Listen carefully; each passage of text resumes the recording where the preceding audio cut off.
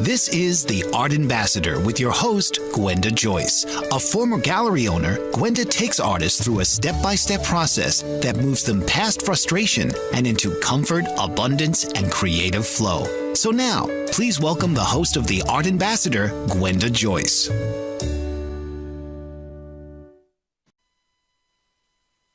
Hello and welcome to the Art Ambassador Radio Show. We are coming to you on BBM Global Network and iHeartRadio. And today I'm very excited.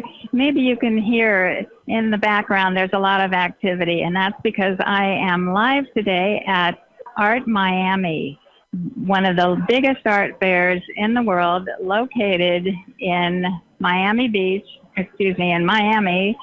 Florida. And today is the first day that we are here. The galleries, over 160 galleries are here in Art Miami and its sister fair Context. I'm going to be saying hello and talking with some of the amazing art dealers who have come from all over the world to showcase their artists, to feature their favorite and their best work. And my first guest today is going to be Ben Kuki, who is from Kuki and Kuki Gallery in Berlin in Germany. Hello and welcome to the show. Hello, nice to meet you. Thank you. I'm so glad to have you here, and you've come a long way from Germany to the U.S., and this is one of many fairs that you've done. Tell us about why you do these art fairs. Well, we started to come to Miami actually in 2002 when the first Art Basel Miami edition was done, and we really thought it was a great idea when we heard about it in 2001, and so we said, okay, we will participate there, and since then we are here every year. And now since 5 years, we are showing here at Art Miami.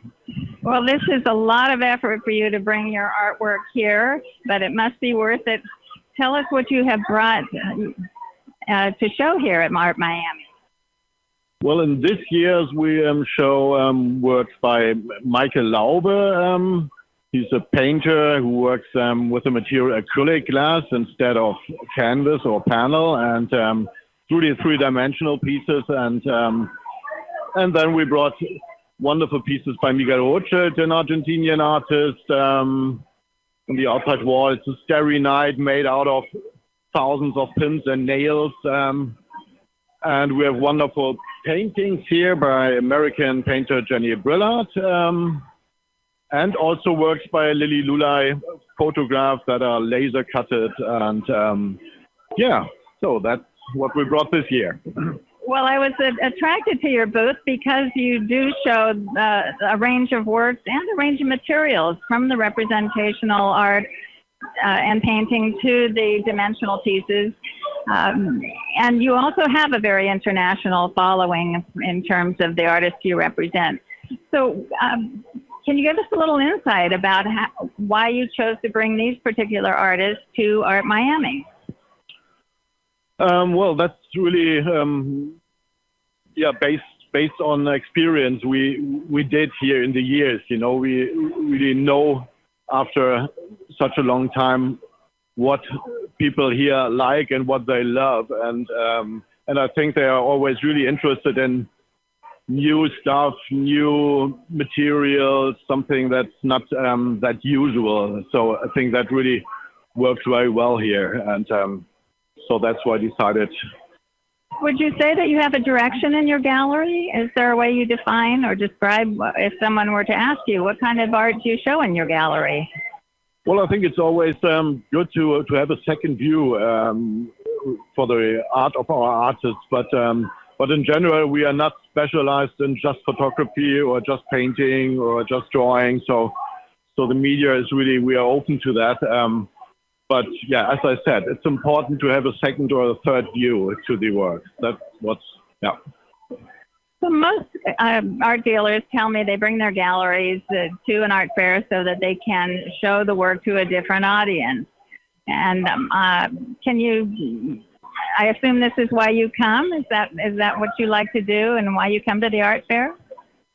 Well, of course, it's you cannot just wait in your gallery for people to come. Well, Berlin is really a good spot, and a lot of people coming to Berlin and visit the galleries. But art fairs is something totally different. Especially Miami is very special because people come from all over the world, and that's really very, very important. Yeah, to stay in touch with people, that already, and also to visit or to get new contacts. It's necessary to go to art fairs. Yeah. Well, Ben Kuki, it's been wonderful speaking with you. Thank you so much for talking about your gallery from Berlin. I really appreciate having the opportunity. Have a great fair. I'm going to be walking along now down the hallway to another gallery, and I'm passing so many different kinds of art. I'm seeing photography a little bit, but mostly painting, and some very interesting sculpture. And I'm walking into a gallery now, the Robert Fontaine Gallery. And I was in this gallery earlier, and I want to say hello. Hi, I'm Gwenda Joyce. I'm the Art Ambassador, and we're live on the Art Ambassador radio show. I want to introduce you to my audience. Who am I speaking with? Robert Fontaine. Robert, you have a wonderful artist over here that I saw earlier. I wonder if you could tell me about it and describe it a little bit for my audience. This is work by Nick Gentry. Nick takes objects that have expired technology items that have long expired. In this case, it's 3-inch floppy disks. And he creates these sort of mosaics, these places where identities are all stored become the platform for portraiture. So he's repurposing items that are otherwise just trash. And they speak to a certain generation of users that are now not understanding what they're looking at. These are 3-inch floppies, and for a certain generation, that's very understood and used, and the younger generation doesn't quite know what they were. So it becomes a kind of interesting conversation. It is an interesting conversation, and many people who are younger wouldn't recognize these materials. What is the artist intending to do with the imagery? I'm looking at a single portrait, and I'm also looking at a larger painting that has 2 figures. Well, the people that are on the paintings don't necessarily exist. They're not paintings of people that exist. The irony here is that the images of the people who don't exist exist on items from people who do exist. So they're stored ideas and files and a history and narratives, and they're encapsulated forever onto the wood. And the portraiture of people that are now on them permanently have come from nowhere, unlike the materials that are used, which have come from people's use over the years. Well, that's a really interesting irony, and I have seen your gallery over the years at different art fairs. And has coming to the art fair helped you to grow your gallery and reach a larger audience? I think so. I think that people have a shorter attention span, and the art fair allows everybody to see everything at once. And there's also a growing change in how galleries operate. There's no place where all the galleries exist anymore. They exist between art fairs and online, and this sort of brings everything back to this kind of setting where you don't miss anything. You get to see everything in one place. So it's certainly helped the artists that I represent, for sure. Robert, how long have you had your gallery?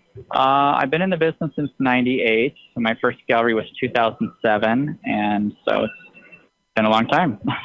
Well, it's been a long time. I really appreciate having the opportunity to talk with you. It was Robert Fontaine. Have a great show.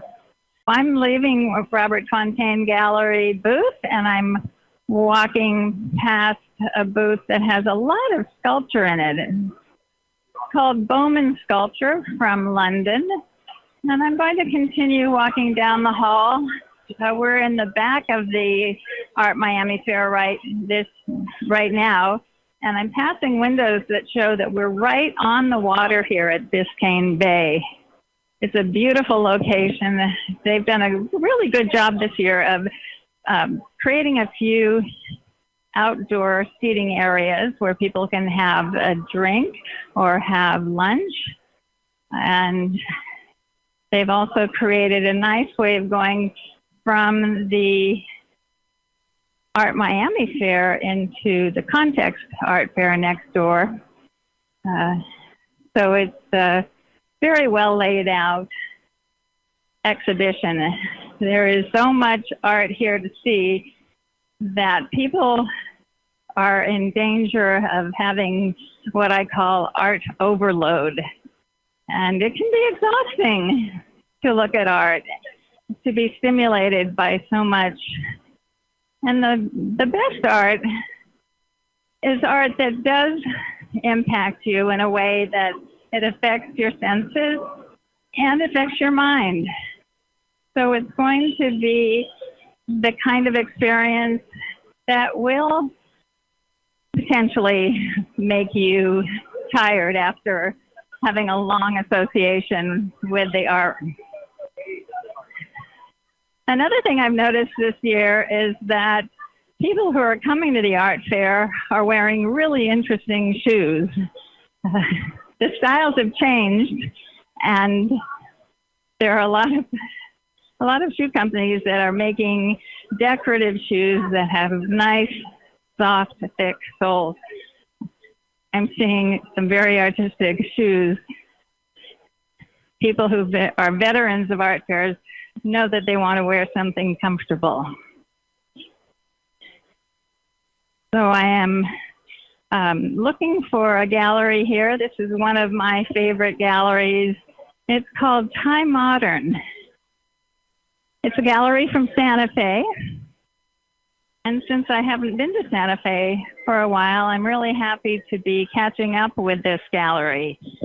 I'm here and I'm seeing that they have brought in a lot of baskets and sculptural objects made out of reeds.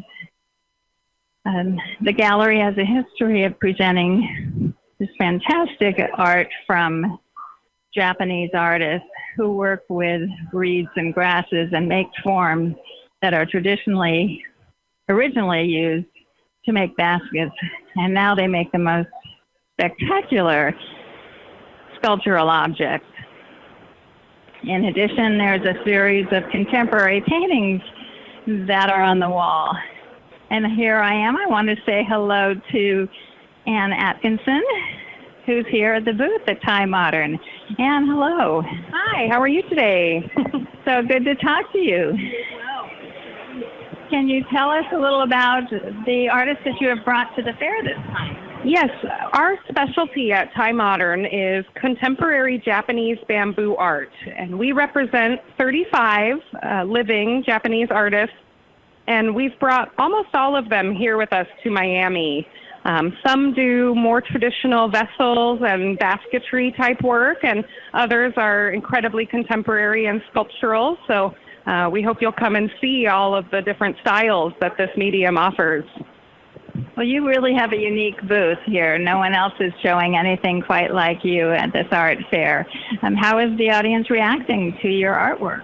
Thank you. Yes, I found that the appreciation for 3D art has been really high. People are loving that. There's so much wonderful painting, of course, here at Art Miami, but people are very refreshed by a gallery that's mostly focused on 3D sculptural work, so really a good crowd. So. Well, I'm so glad to talk with you. This was Ann Atkinson at Thai Modern Gallery from Santa Fe. Thank you so much. Have a great fair. I'm going to take a break right now. This is Gwenda Joyce. I'm your host of the Art Ambassador Radio Show. Stay with us. We'll be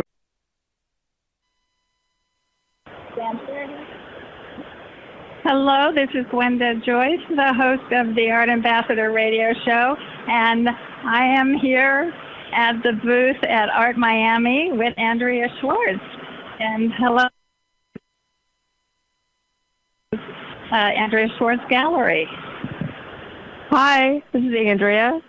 Andrea, to have you here. I've seen you here at Art Miami many years, and I'm curious to know what you brought this year. Well, we brought a variety of artists. We have maybe 8 different artists with us. Pat Dentino, Piero Spadaro, John Bellingeri, all painters. Suaz Buljabal, Guger, Peter. We always bring is Woven newspaper. She's one of the most popular artists that you have here. Since you've been coming every year for a while, you know there are certain favorites that do well. Yeah, we definitely have collectors that come every year, to check out what her new work is. I think the same goes for John Bellingeri. They're always looking to see what the newest painting is, what he's doing. Julian Voss Andrea, we have a new sculpture by him that he made specifically for the fair, entitled Dream, out of stainless steel. And Tim Jankowski is new to us for the fair, and he made 2 new dimensional vintage tape measure pieces that have gotten a lot of attention. That's great. So far, so good. This is still the first day. I know you had a busy night last night. Yeah, we had a great crowd. It was packed, and yeah, today's been a good flow. I mean, a lot of people are at Basel today, so tomorrow will be even busier, I think. Yeah, we're just starting. It's so nice to talk with you, Andrea Schwartz. Thank you, Gwenda. Have a great fair. So I'm going to move along and talk with some more gallery owners here at Art Miami. I'm walking down the aisle here, and it's starting to be later in the day. The traffic is picking up, and I'm looking for a gallery owner that isn't busy. We've got people who I think are used to coming to galleries, coming to the art fair, and they know that this is the time when you can get your questions answered and you can actually talk to people about the art. So as I look around, I see that people have really engaged with the people from the gallery. Here's someone I can talk with. Hello. I'm Gwenda Joyce, the host of the Art Ambassador radio show. Can I ask you your name and your gallery? My name is Alice McLean, and I'm with Caviar 20. We're in Toronto. So your Toronto gallery, what have you brought to the art fair this time? We've brought some Basa Mahic. Sorry, I'll have to confuse that one. But anyway, we've got a collection of some sculpture, some Nan Golden, some Edward Burtynsky. He's a Canadian artist. We have some Louise Nevelson and some Barbara Kruger as well. We have a good mixture of different sculptural paperwork, some prints, and paintings. And a lot of your works are big name artists, what we would call blue chip artists. I think many people don't realize that Edward Burtynsky is a Canadian artist. Have you represented his work for a long time? He's one of my favorites. I can't speak for the owner of Caviar 20, but we have collected Edward Burtynsky for quite a while, and currently he has a major exhibition at the AGO in Toronto, so we're really happy to have his work, and we're thrilled to have it, really. He's a wonderful photographer, and one that I wish I had collected many years ago when I first saw his work. Yeah. Thank you. Thank you for having us here at Caviar 20. I'm going to walk down, and here's an interesting gallery that I like called Hexton Modern and Contemporary. This is a very interesting gallery based in Chicago, and I want to say hello to Madeline Kitsey of Hexton Modern and Contemporary. You're on the air at the Art Ambassador radio show. Oh, wonderful. Thank you.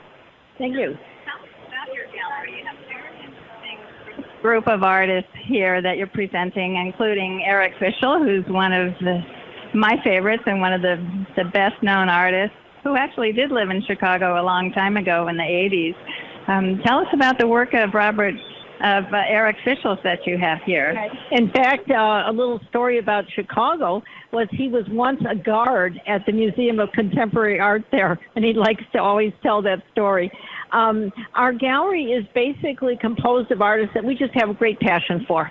And we work directly with these artists. We work directly with Eric, and we basically let Eric have as much freedom to do what he wants to do, and then we're happy to represent it. And he has returned to pin mylar on these pieces and are just quite creative and wonderful, as well as the other artists that we represent here. So this is an unusual technique, the pin mylar. It's a paper technique, a printed technique, and it's a framed work of art. Yes. Very unusual, especially for an artist who's known as a painter.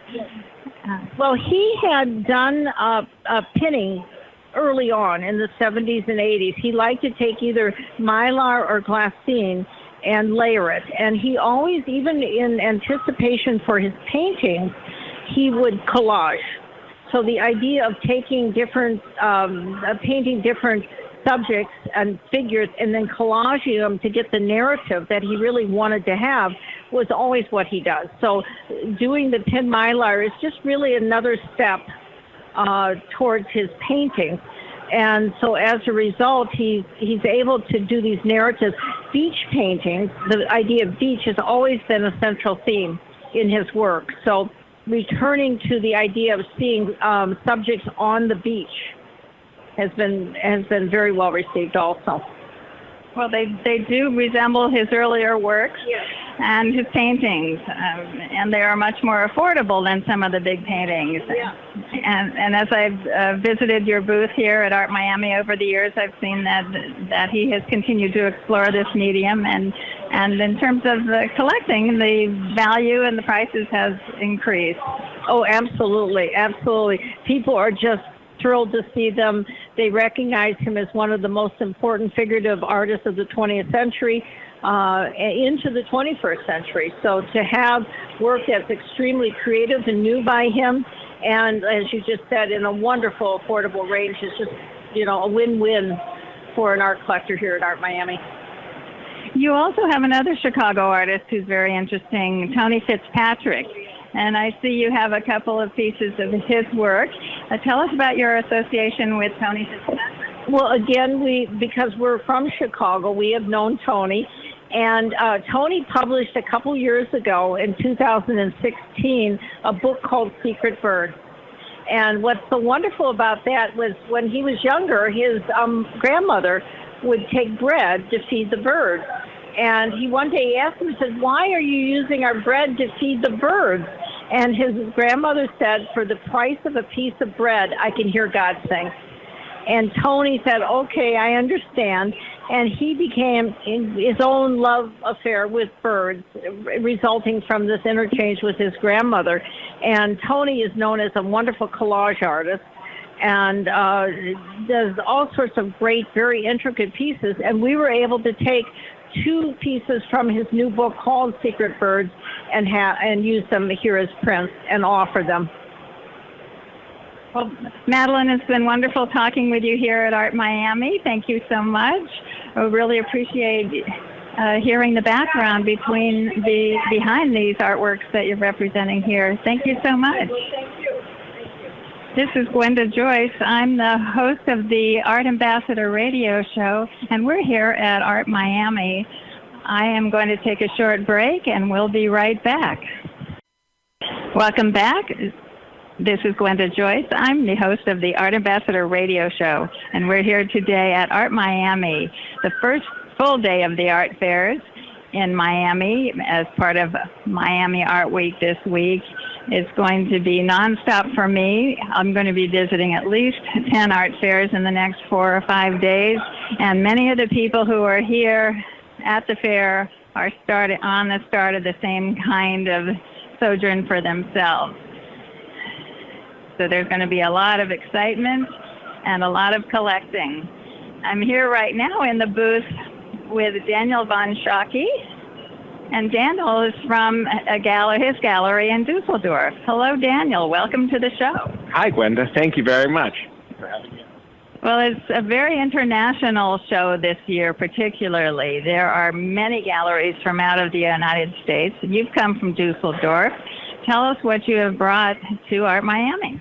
Okay, so we brought a selection of the artists that we are specialized in, which is German artists on one side and American artists, and some are German-American artists. So we got Josef Albers, who, of course, started out in Germany, but then came to America in the 30s and stayed here and had a very, very big influence on American artists, younger American artists, including Stella, Sarah, Bryce Martin. All these artists were very heavily influenced. Rauschenberg, of course, were students of Josef Albers, and so he's a very good kind of explanation of what we do. These are the artists that we really focus on, German artists, American artists. So your contacts and your history with Josef Albers and being based in Germany, does this afford you to access to many artworks that might not be on the international market? Yes, exactly. So that's really part of our expertise, is that we are able to source these works from private collections where sometimes they've been for decades. So we recently handled the sale of a work of Hans Hartung, where the work was acquired by the present owner in 1955. And they had it in their family all these decades. And this was the first time that it had been shown again in 63 years. And so, this is what we really enjoy, bringing completely, hidden gems back to the market. And people really love that too, because it's just fantastic to see these works that have been away for so long.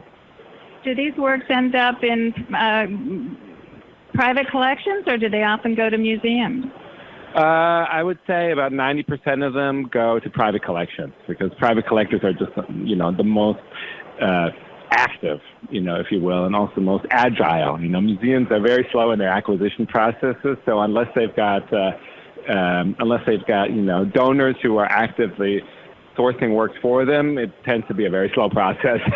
And then the museums like to buy directly from the artist too, So if you were coming to an art fair like Art Miami, you might see then artworks that are rarely ever shown in public, and especially if they go from one private collection to another. Is that right? Absolutely. We have a work actually right now in our gallery. We didn't bring it here, but just to give you an example, it will be, it had been in one collection for 25 years, then it came up for sale, and then it went to the present owner where it's been for 25 years.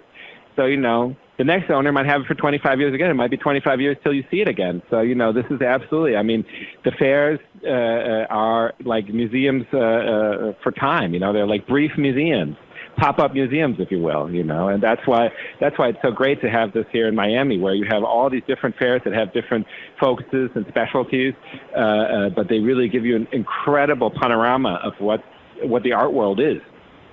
Yes, and the art world is very diverse and vast, and so much of it is hidden away from people. Absolutely, yes. Now, speaking of being hidden away, you are showing an artist who I find to be very interesting. Klapek is his last name, and I have to admit that I have not been familiar with his work, but you have a beautiful painting of his right here in the front. Tell us about Klapek and tell us about this painting. Okay, so Konrad Klapek is an artist who was born in 1935. He is from our hometown, Düsseldorf, where he still resides to this day. And he started in the 1950s to make large-scale paintings of machines. So the typewriters are his most famous paintings, but he's also made paintings of giant bulldozers, typewriters, sewing machines. It's incredible. But, he always gives these paintings then very special titles. Like the titles always give a very good kind of sense that he's giving these machines personalities, if you will. So this painting, for instance, which is a big calculating machine actually in this case, is called Maturity. And so, it makes you wonder, why did he choose to call this painting Maturity? What is it about this large machine? Is it that you have the feeling that it's a very old work or very, old machine, or that it's very, full of experience?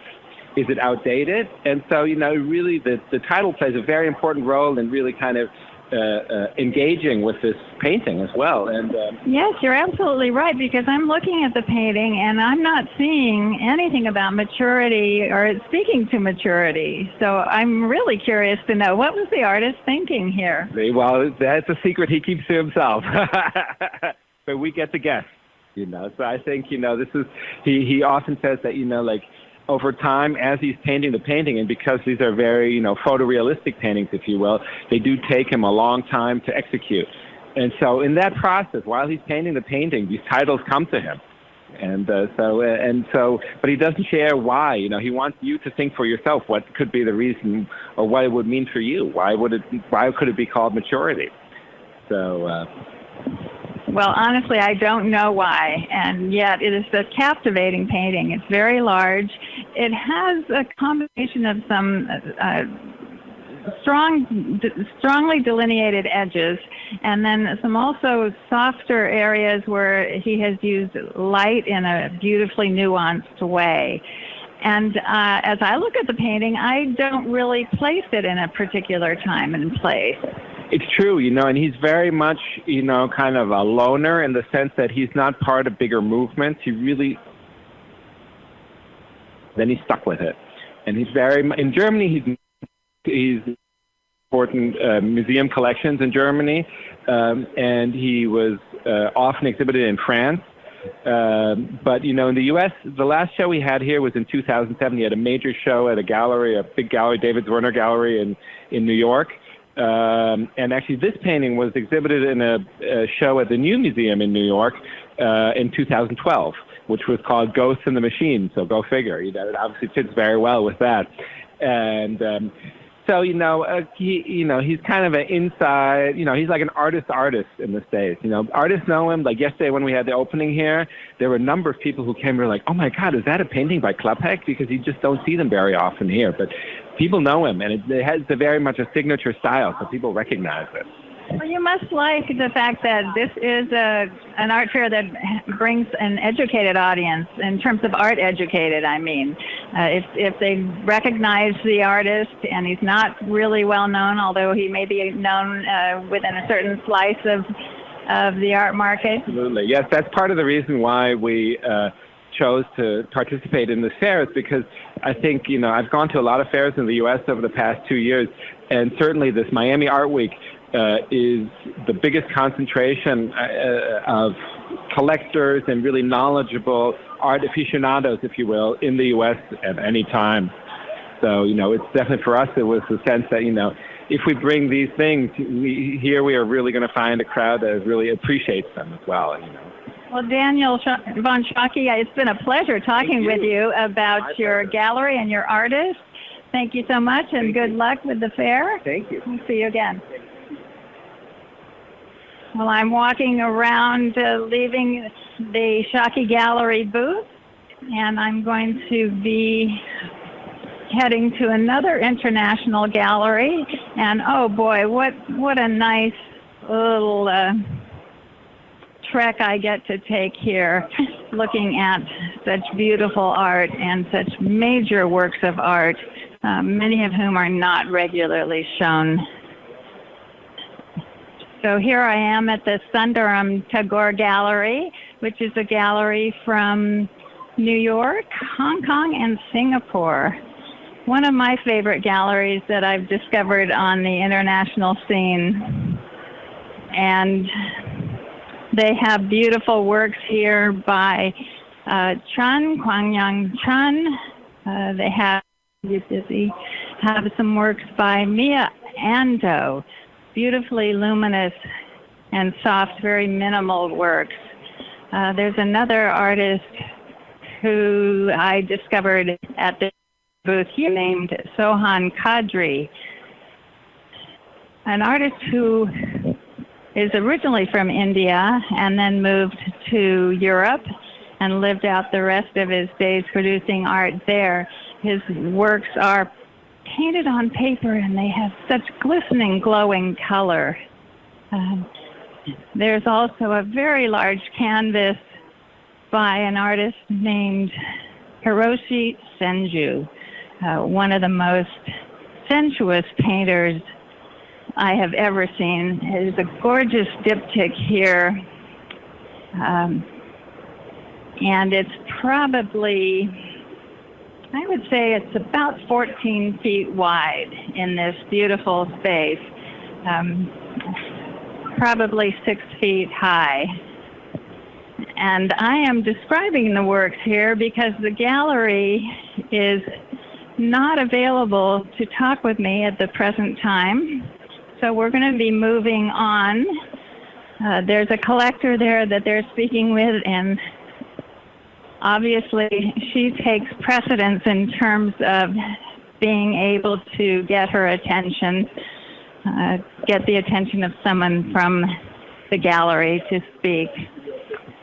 So I'm going to continue walking down the way, and I'm seeing a big video installation here by Carol Feuerman. And I think what I'm going to do next is head over, maybe take one more gallery in, and then we'll head next door to Context. At this moment, I'm going to take a short break, and I'll be right back. This is Gwenda Joyce, host of the Art Ambassador Radio Show. Welcome back. This is Gwenda Joyce. I'm the host of the Art Ambassador Radio Show, and I'm here live today at the Context and Art Miami art fairs. And I have come to just across the gangway into the Context Art Fair, which is a sister art fair to Art Miami. And as soon as you walk in, there's a little bit of a different feeling here. It's still colorful and active, and that vibe is going, and people are milling around, but you feel like it's a little bit generally lower in price point at Context. And so I think that aspect of affordability helps to lower the sense of accessibility on the part of many of the people who are just walking around and looking at art, being inspired and thinking, maybe I'll find something that I'll fall in love with that I just have to have, and maybe I can afford it. So I'm walking into the booth here of Abo Gallery, and I want to say hello to the owner, Glenn Aber, and welcome to the radio show. Hi, this is Glenn Aber. Our gallery is Abo Gallery. We're back here for the 6th year in a row, enjoying this amazing show. Glenn, tell me what you've got in the booth here. Your booth is really exciting. You have a lot of dimensional work, and you also have different textures. You range everything from very sleek glass objects to works here that are in the form of a dress. And you have the... So tell us a little bit about, first of all, tell me your approach. You have a very interesting background about how you got into art. So how did this evolve for you? Well, it is somewhat interesting, I guess. I was retired at 48. I'm reading an article in the New York Times about art coming out of Hanoi about 10 years later. And I said to my wife, let's take a ride to Hanoi. I go to Hanoi. I wind up buying 15 paintings the first day. Vietnam was of interest to me because I was in college during the war. So here I'm reading the article. I'm reading about art coming out of Vietnam, and the thought of going to Vietnam was just thrilling to me. I had the fortune of not going there during the war. Before you know it, I have 250 pieces of art, all from Vietnam. My wife is saying to me, what are you doing with yourself? You're a business person, make a business out of it. So that's what I did about 10 years ago, and now we have a variety of art from all over the world. So a couple of things that are typical of you. You're very international in approach. And now you are representing artists from all over the world, in addition to a couple of Vietnamese artists. And I can imagine that you're no longer purchasing everything for the gallery, but you have ongoing relationships with the artists. Sure. Yeah, we with the artists that we're working with all over the world. I love glass. I have glass artists from the Czech Republic, from Japan, and then paintings also from South America, from Brazil, from Spain. As you grow in the art world, your interests and what you're attracted to changes. So that's where we are at this point. Well, I'm sure it gets influenced as well by some of the collectors that you develop and some of the art lovers who fall in love with things. How you and to your artists? Well, these shows, that it gives people the opportunity to see a lot of art all at the same time at one stop. And it's gotten to a point with our gallery that people respect the art that we have. I have repeat collectors who just enjoy the work that we exhibit. That's the biggest thrill of being in this business, just seeing how happy and excited people do get with the art that I show. So you were telling is something that you never really thought you were going to get into, but now that you are involved, you can't see yourself ever stopping. What is it that makes it so special to you? Well, at 70 years old, what really makes it special is the excitement that people have. They're in a good mood, walking around beautiful art. You forget about problems, issues that you might have on a daily basis. And the excitement of me being involved with this is just seeing how people just are excited themselves from the art that they're seeing and putting in their homes and living with and having very joyous moments. Well, it certainly can take you away from the other kinds of pressing issues in the world to immerse yourself in artwork like this. Glenn Aber, thank you so much for talking with me. My pleasure. Thank you very much. Thank you. Have a great fair. I'm going to keep moving along and see if I can find some other gallery owners to talk with. Hi, here's a nice gallery. This is 10 Contemporary. We're live on the air on the Art Ambassador radio show. And who am I speaking with? I am Jessica. Jessica, and you are with 10 Contemporary. Now, I have followed this gallery. It's from Northern California, as am I. And I know a little bit about your gallery because of the art fairs.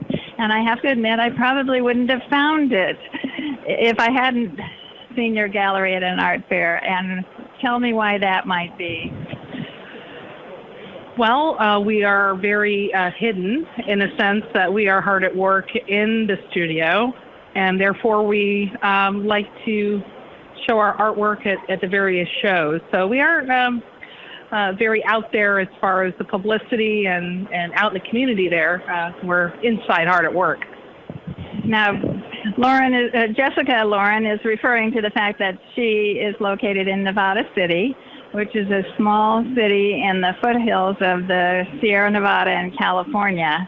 And it is a wonderful small town and can be a tourist destination, but it isn't really the place that is known to be, typical of having a gallery. It's certainly not a high-level gallery like this. This gallery is featuring a lot of sculpture and monumental sculpture. Correct. We've merged working with, we have three artists here, Max, Elizabeth, and Kirk. And we are using a technique, it's ancient Japanese technique to reserve the wood, which is the sculpture you're seeing in front. I wish your viewers could see. I wish you could see. It's a beautiful piece. It's geometric, and it has intersecting rectangles that are placed vertically on a pedestal, and it's charred wood, so you're getting the very dark black from the charred wood and the beautiful gray metallic. What is that metal? So this one here is the charring of the firewood, which the combination in Japan is supposed to be good for the weather conditions there. So it's a combination of technique of the stainless steel and the charred wood, and together it's supposed to be a strong, sturdy combination for all weather terrain. So these pieces can go indoors and outdoors. Yes. Now we're in Miami, which is a place that people have spaces and can often put artwork outdoors. Are you finding that your people here are collecting this art? We're actually getting a mixed bag at this show where some of our pieces look very nice outdoors, like in flower gardens, and we could secure them in the ground nicely. We know with the hurricanes here that some extra work needs to be put in to secure it, but if you get a good sturdy base and solid materials such as our designs at 10, then you are going to be strong during the hurricane season, especially here in South Florida. Well, you have some other wonderful artists. You have artists. Just tell us about your other your sculptor, and then you have a artist who does wall pieces. So here we have Max. He is from Guatemala. He's a sculptor. Also, he's a two-time Olympian. So what did he excel in the Olympics? Oh, he spent a lot of time cycling in Bangkok, and he's a two-time world Olympian.